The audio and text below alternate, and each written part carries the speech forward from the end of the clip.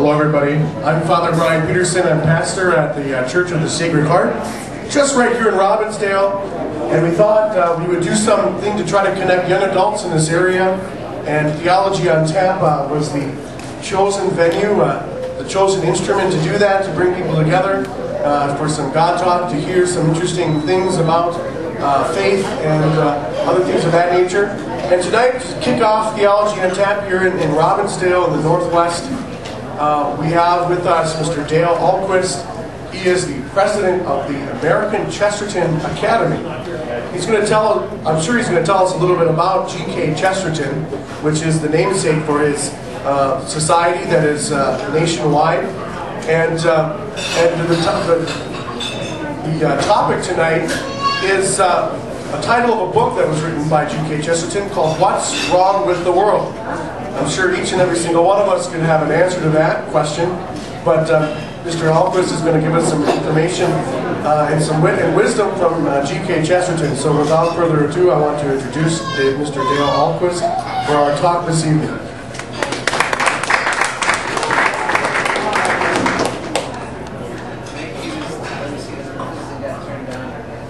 Oh yeah, there's a switch on the top. Yeah, sorry about that.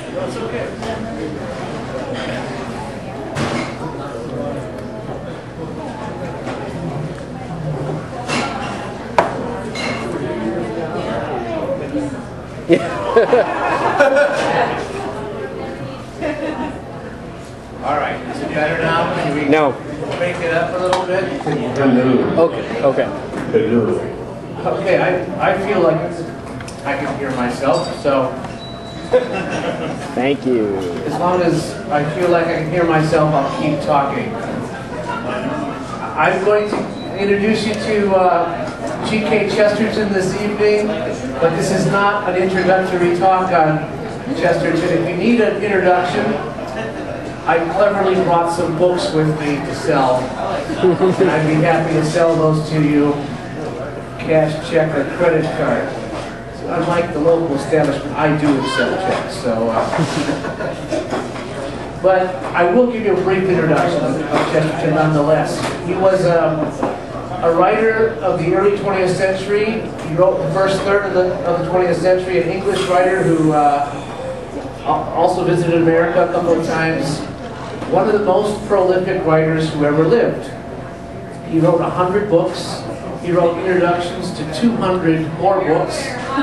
He wrote mystery stories and novels and plays and hundreds of poems. But he was primarily a newspaper man. He wrote as a journalist for newspapers and magazines on both sides of the Atlantic. At least 5,000 essays, journalistic essays, 5,000. I want you to go home tonight and write an essay, okay? And then write one tomorrow. You've already started writing yours right now. And just to get an idea how many essays that is, if you wrote one a day, every day, without taking Sundays off, you'd have to go about 15 years before you get close to the number of 5,000. Then you can start in on your mystery novels and that epic poem that you've been wanting to write, and that book about St. Thomas Aquinas that you've always wanted to write. That's what Chesterton did. But G.K. Chesterton could actually write 2 essays at one time.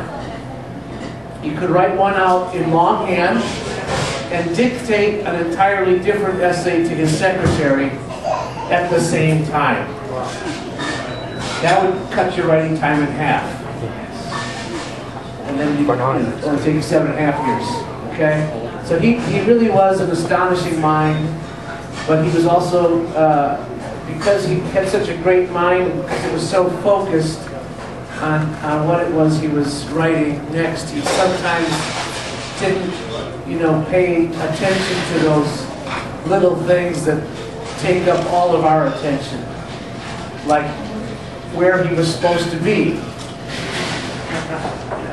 He once got off a train in the days before cell phones and walked straight to the telegraph office and sent a telegram to his wife, M. at Market Harborough, where ought I to be? No idea. and once hailed a cab to take him to an address that was across the street. And then once hailed a cab to take him to his own office, GK's Weekly, the newspaper he was the editor of. And he had no idea what the address was. So the cab driver had to stop at a newspaper stand and buy a copy of the newspaper and get it to his own office.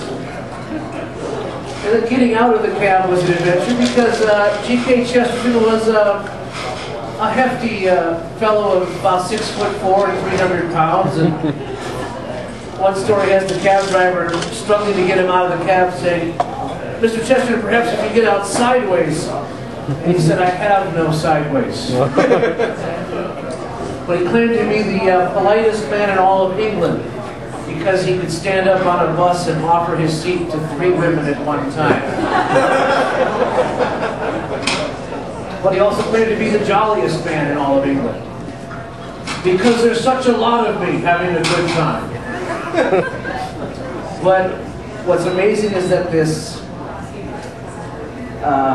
overgrown elf who amused children at birthday parties by catching buns in his mouth and was regarded by some as a mere buffoon, wrote an essay in the Illustrated London News that actually inspired Gandhi to begin leading a movement for Indian independence.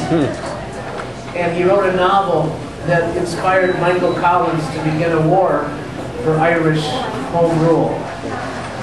And he wrote a book that was read by a young atheist named C.S. Lewis, named The Everlasting Man. And when C.S. Lewis finished reading the book, his life had totally changed.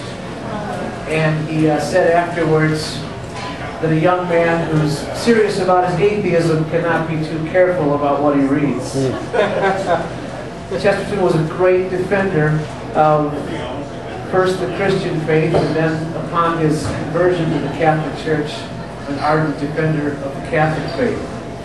And when he died in 1936, the Pope sent a telegram to his wife saying how he regretted the loss of this gifted defender of the faith.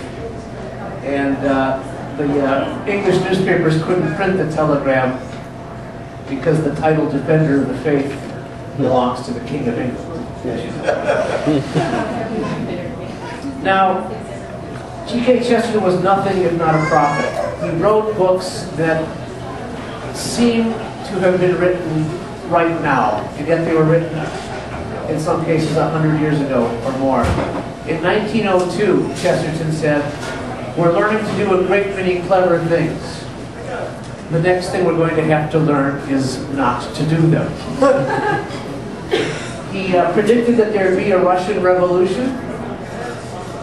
And he said after that revolution had taken place that Marxism would die out in Russia after a couple of generations because it was a system that simply could not be sustained. And while he was as distressed as anyone else that Russia had fallen for the philosophy of Marx, he was even more distressed that America had fallen for the philosophy of Freud. He said the next great heresy is going to simply be an attack on morality, especially on sexual morality. The madness of tomorrow is not in Moscow, but much more in Manhattan. That was in 1926.